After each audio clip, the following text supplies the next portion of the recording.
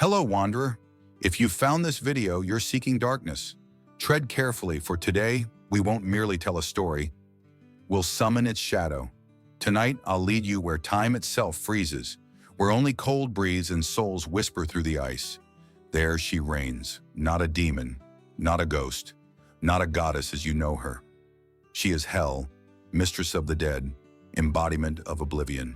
Stay if you dare, and better yet, subscribe, hit like, and ring the bell. After this tale, you will never be the same. When the world still stirred in its primordial dark, a being emerged that even the gods could not comprehend.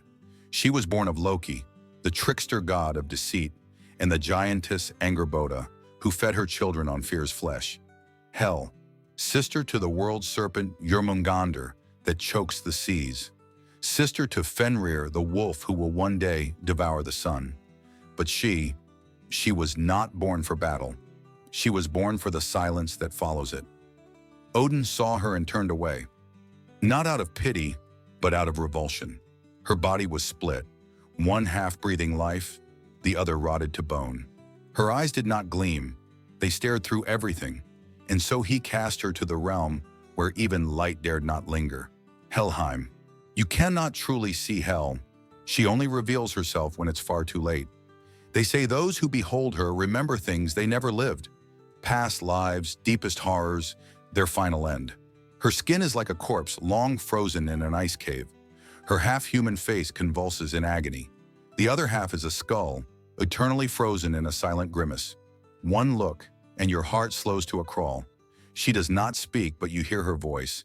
It comes in nightmares, in the whispering of trees, in footsteps behind you when you least expect them. Forget everything you know of Hel. Helheim is not fire and brimstone. It is ice that will steal your very soul. Its corridors are as narrow as coffins. Its walls breathe millions of silent wails. The air is thick and sweet, stinking of ancient, spilled blood. At its heart stands Eljudnir, her palace. Its walls are hewn from bones. Its ceiling is the dark fabric of nightmares. The bed is made of cold tears. On the table lies a silent feast, terror, despair, and utter stillness. Those who die outside of valor, no heroes, no warriors, no chosen, are sent to her, and there they remain, forever. The radiant god Baldur, beloved of the heavens, met his tragic end. But to Hel, he was merely another guest. When the gods pleaded for his return, she smiled. The dead half of her face split into a grin that reached all the way to her temples. She issued a condition. If all living things wept for Baldur's death, she would release his body. All did, but one, the giantess Thok, Loki in disguise. And so Hel closed her gates again. Hel does not punish. She keeps her word. Her laws are immutable, like a tombstone. At the threshold of her realm stands a hound. Not just any hound. This is Garm, black as the void, with eyes like smoldering ash. Only those with days left to live hear its bark, and the shades, the silent watchers, linger too. They see all, they touch none, yet they leave a mark. Some say Hel sends her servants to the living world, sometimes as a woman who stares through you, sometimes as a voice whispering your name at midnight. On the day of Ragnarok, when the stars fall and the sky vanishes, Hel will fling open the gates of her realm. The dead will march forth, not as the living, but as the accursed. They know no fear, no remorse. Hel will lead them, silent, dark, majestic.